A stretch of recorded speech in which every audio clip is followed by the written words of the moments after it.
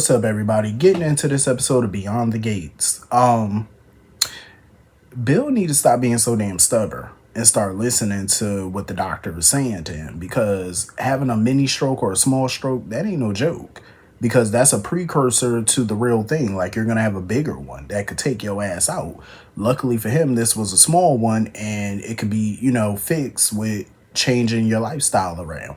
He needs to relax more, eat better. He need to get his life back on track. You know what I'm saying? Like, stop thinking about work all the time. Stop stressing, slow down, basically, get plenty of rest. But Bill, he hard-headed as hell, won't listen. Haley running into Naomi's arms, that shit was super funny. Naomi didn't even hug her back at first. Like, I would have told homegirl, listen, get up off me. I don't like you, get up off me. I felt bad for Danny when she came up in there and saw Naomi comforting Haley, because I know that facial expression was like, ugh. Like, she was looking like, oh my God. Like, I don't blame her, because I probably would have felt the same way. But it made sense to comfort Haley in that moment. You know what I'm saying? Because right now ain't the time to be bickering and throwing out accusations, calling her a gold digger, calling her a hoe. Now ain't the time for all of that. We could save that for later. You know what I'm saying? And furthermore, that's the only way they're going to get any real information about what's going on with Bill. Because Bill probably not going to tell them the full story or the truth. So the next best person to tell them is Haley, because the doctor can't tell them. You know what I'm saying? A doctor can't share that information with them, even if they are the daughters. You need permission to do that. So they're not going to fully probably get the truth out of Bill. So I could see why they had to make nice with Haley for the moment. Because Chelsea wasn't here for it. Chelsea was looking like, hell no. Chelsea was like, I am not about to fake be nice to her ass. And I ain't mad at it, because I would have the same reaction. Like, no, I ain't about to fake the funk. Because it's hard to fake, fake like somebody, or fake, like, fake being cordial with somebody that you don't like. It's hard to do. Like, I can't do that fake shit. I can't. Like, my facial expression would give it away. If my words don't say it, my face will say it. So I would suck at that. Like, nope. Because if I don't like a situation or I don't like a person, I can't hide that. I'm sorry. I could try all I want to. It ain't gonna work. It ain't gonna last.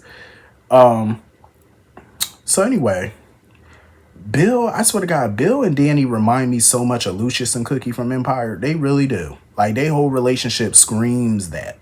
Because no matter what trifling shit they do to each other, like, no matter what they do to hurt each other, when one is in trouble, they gonna come. One of them, the other gonna come. You know what I'm saying? Like, the way Bill been up in that hospital and Danny just rushes right over, she steps into wife mode. Like, the way she talk and all that type of stuff and the way she act, it's like she never stopped being his wife. You would think that she was the wife instead of Haley. But that's just that connection that they have. That's 30 years. You can't get rid of that. No matter if they're divorced or how mad at each other they are, it don't matter. She gonna be there. And she keep trying to encourage him to listen to these doctors and do what they telling him to do and come back stronger. And I noticed the look that Naomi and Chelsea gave each other, because they know that their mother and father are still in love with each other. And I could see it on Bill's face. The way he light up when he see Danny, that man's still in love with her. And she definitely still in love with him. There ain't no questioning. And Haley can't fucking stand it. Every time she see Danny and Bill interact, she cannot stand it. It just makes her sick. Especially when Danny was telling Bill, oh, you gotta get better for your daughters, like for your kids. And here go Haley. Oh, and the one that he has on the way. Girl, shut up. Ain't nobody ring your bell. Ain't nobody tag you in. That was not your cue. Be quiet. And I love how dismissive Danny was of her. Like, Danny did not acknowledge Haley at all when Haley tried to interject. She just kept her focus right on Bill. Ain't looking Haley direction too much. Ain't say too much of nothing. The only time she looked in her direction is when she was smirking and stuff, because she see how uncomfortable and insecure Haley is. Very much. And it's like, oh, well, too bad. I don't feel a twinge bit of, sympathy for Haley. You hooked up with a married man who was married for 30 years. to this woman, and you expect to just push her to the side and think you're gonna step in and know what to do and know how to handle Bill, and that's what pisses her off because she don't know how to handle Bill. And Danny does. I'm like, duh, she's been with that man since she was what, 16, 17 years old? Like, come on now. 2 kids, 30 years, you can't compete. You can have all the babies you want by that man. You're never gonna compete. You might want to stop trying. And she just kept trying to compete, getting up every 5 minutes, trying to get Bill stuff, trying to see what he need, just stepping and fetching. And Bill just was like, baby, calm down, I don't need nothing, I don't, like, trying to outdo Danny and show Danny like, oh, I'm his wife, I could do this, I could do that, when you're not needed. Girl, sit down. It was so embarrassing watching Haley just try to act like, oh, she the dutiful wife. Like, go sit down, you suck. Like, seriously, like, girl, have a seat. Your insecurities are showing. Um, so I like how Madison came in and introduced herself to Chelsea. She was like, oh, you must be Bill's daughter. Oh, how are you? And she ain't even looking Naomi direction. I'm like, girl, you do realize he got 2 daughters in the room. Like, trying to act like she didn't know who Chelsea was and stuff. And Chelsea was so quick to jump her ass up to go get Bill some water. Oh, I'll go get it. I'll go get it. Danny was looking at her. And I could tell Danny was suspicious as hell. Like, why the fuck you getting up, jumping up like that to go get some water? Like, what's the big deal? Naomi knew. She was like, yeah, she knew why she hopped her ass up out so fast. And I'm pretty sure Danny probably putting 2 and 2 together. Because even the way Haley was looking at Madison and Chelsea's interaction when Madison introduced herself to her, like, even Haley was looking at, oh, what's going on with y'all? Because you could kind of sense it, you could feel it. Even as a viewer looking through the TV screen, you could feel that shit. You could feel it, the chemistry between them, and. So now we finally get some answers out of Miss Madison and why she been treating Chelsea like a Jehovah's Witness. So basically, and I respect her response to it because she didn't want, to act like, she didn't want, how do I put it? She didn't want to blow her spot up, basically, because what if Chelsea, her family don't know that she likes women? Like, she didn't want to out her in front of her family and stuff like that if they didn't already know. I respect that. I totally respect that. And plus, she was intimidated by Chelsea because she knows who Chelsea is, the fashion model. And she even followed her on social media because Madison loves fashion. So she knows exactly who Chelsea is. So, she felt a little intimidated by her and stuff. And I love how Chelsea was like, well, shoot, come on my next stream and stuff. She was like, people are going to love you. And, Madison felt a little shy and all that type of stuff. I like them. I do. I like the chemistry between them. I could definitely see them knocking boots. I want to see more of them. I like it. Chelsea done brought her ass back in that room with no water. I'm like, girl, where's the water? Even Naomi said it. She was like, you was all giddy about going to get this water and you ain't even bring the shit back. She was like, oh, I get it. Naomi said, no. Danny was like, nope, never mind. I'll go get it. Y'all just visit with your father. I'll get the damn thing. I love how Naomi was challenging Bill because Bill seemed like a shell of himself in that hospital. And I love how she challenged him and say, oh, he need to get up out that bed so she could sue his firm and stuff. And Bill went right back to being Bill. He was like, yeah, that ain't never going to happen. He said, because even from this hospital bed, I could still beat you in court. I said, go ahead, Bill. And that's what she wanted, to see her dad back, because I know it's hard for them to see him laying in that bed being weak because that's not the man that they know. You know what I'm saying? He's stronger than that. He's like Teflon. So I know that's scary for them. Danny needs to cut the shit when it come down to her and Andre. She really need to cut it because when Nicole got off that elevator and she pulled back from Andre, Nicole is not stupid. Danny could deny her feelings for Andre or she want to deny anything's going on. Nicole sees it. You know what I'm saying? And I could tell when Danny walked away, Nicole was looking like, you can play me all you want to, but you playing yourself. I already know what's going on with y'all. Like, Nicole ain't no fool. I'm like, shit, she can see right through y'all bullshit. That's why that day she flat out asked her what's going on between them. She know that they knocking boots. So I don't know why Danny don't just fess up and say it. You might as well just go ahead and say it. And she need to hurry up because I'm tired of Andre being at that hospital, being all up around Ashley. It's starting to get on my nerves. like hovering all up around her. So anyway, moving on from that, Derek, him talking to Jacob about the whole Leslie situation, and he keeping an eye off of Ashley. I get it, because I wouldn't trust Leslie. Like, I wouldn't trust Leslie at all.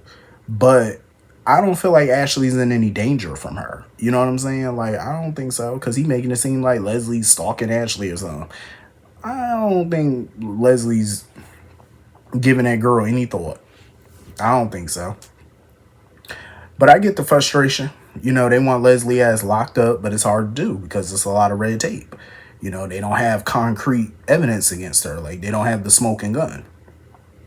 But I'm going to tell you, though, Kat, she should be the one to join the police department. I ain't even going to hold you. Kat is definitely detective material, because she just handling business.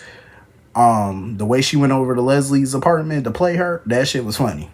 Leslie was like, baby, unless you about to get on bended knee, she said, and apologize and all that stuff. She said, I don't want to hear nothing you got to say. And she was like, oh, well, I'm trying to give you an olive branch. She said, listen, the only branch I want is one to go across your bottom for your insolence. I said, Leslie is funny as shit. I don't care. That's a villain. I love her. She is too funny. Like, she really don't be playing. And it was so funny when she got that phone call from Tomas. She told Kat, she said, no, stand over there where I can see you. And mind you, you did all that just to turn your back on her. You ain't see shit that girl did. She sat right there, opened up that window to make sure she could get back in that apartment after she left. That was smooth on Kat part. Like, the homegirl is smart. Like, she is damn brilliant, pretty much. When Leslie got off that phone and saw Kat standing over there, she said, oh, I didn't tell you to stand over there. I'm like, girl, do you have designated standing places? What you mean you didn't tell her to stand over there? She got to stand, like, Leslie, please. Her accent, though, it was so funny how Leslie was trying to talk like Anita and try to talk all bougie. That shit was funny. That shit was super hilarious. And then trying to talk all loud just in case Kat was recording her. I ain't mad at her for being skeptical, because she don't trust Kat for shit. So Kat done went back in the apartment after she left, brought the helmet and gloves up in there and put that shit in that little bench where, that little couch bench thing that doubles as a storage container. Put that shit right up in there. I said, now that's smart. That's how you do that. My only thing is, I don't want this to come back on Kat. You know what I'm saying? Like, somebody find out that she planted that there, because then that could get, potential charges against Leslie dropped. So she definitely got to be careful with that. So Leslie ends up going to Orphe Jeans to meet up with Tomas. Sitting there trying to flirt with him and stuff. Talking about she need him basically to be her fixer. Like, she wants him to be to her what Bill is to the Duprees. Handle all her messes just like Bill cleaned up all the Dupree messes. And she want him to handle her restraining order and the stalking stuff that she want to press against Kat. Mind you, that's a conflict of interest for him, because he's basically dating Kat. So that's a conflict all in itself. And Tomas, honestly, he did not want to represent her. He was like, no. He was like, I ain't got no interest in repping you. He said, so lose my number. So, of course, now she got to pivot. And my whole thing is this. How the hell would she be able to afford Tomas? Homegirl, you don't work. So how you going to pay his retainer fee to fix your problems?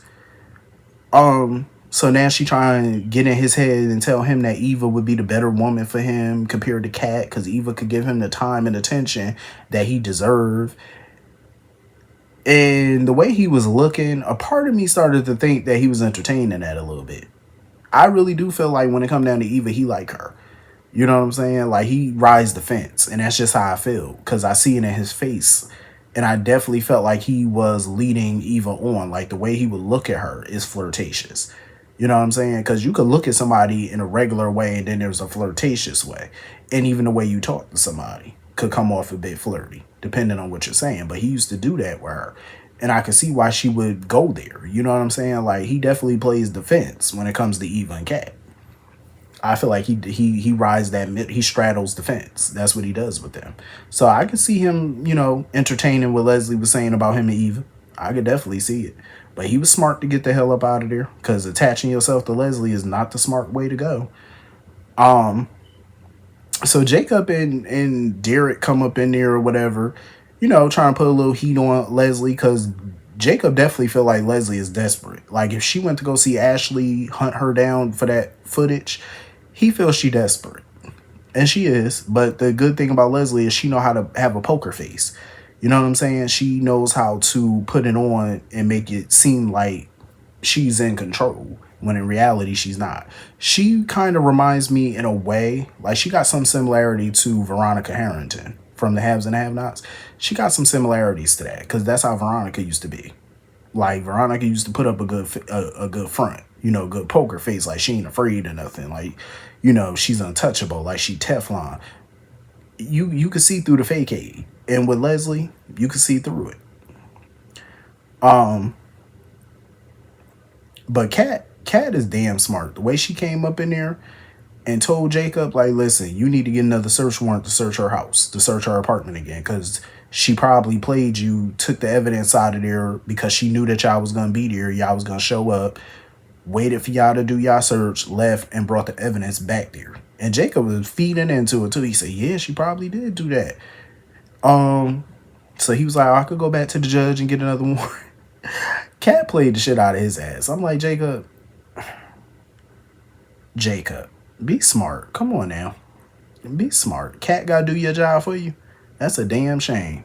But Cat be doing it though. Cat be handling business. That's why I said she in the wrong damn field.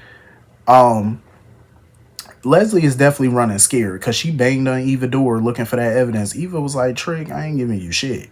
She was like, I'm the reason why your ass is out of prison, why you stayed out of jail. She was like, so you might want to go.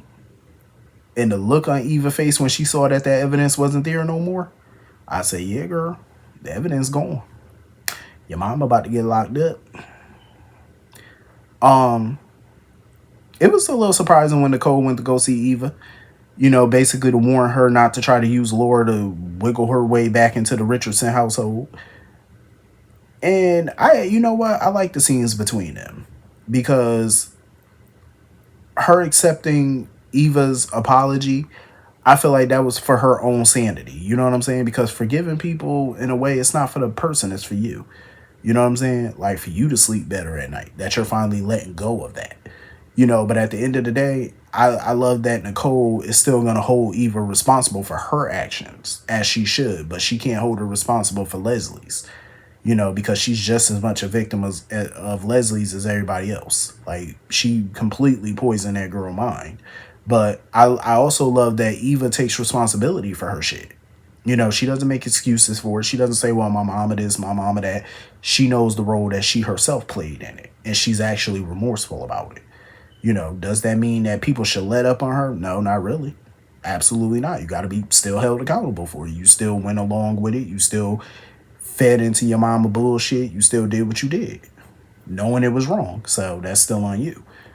But it's sad to see that Eva's not going to let go of her mother. And Nicole basically just told her, well, I hope you care about your safety. That you put your safety first. Because let's be for real, Leslie don't give a damn about Eva. She's shown that through and through. She don't care nothing about that girl, and that's sad. It really is. It is sad that she don't care nothing about that girl. And I feel like Eva has Stockholm Syndrome. You know what I'm saying? Like, because it's always been her and her mother. It's always been her and her mother. That's all she know. So it's hard for her to cut the apron strings and let her go. But hopefully she does. Hopefully she does, because it's a shame how her mother treat her. So hopefully she wises up and realize, like, I'm done with you for good, because she need to let her go. Like, honestly. But that was pretty much the entire episode. Hit the comment section. Let me know what you all thought, and I will see you all later. Peace.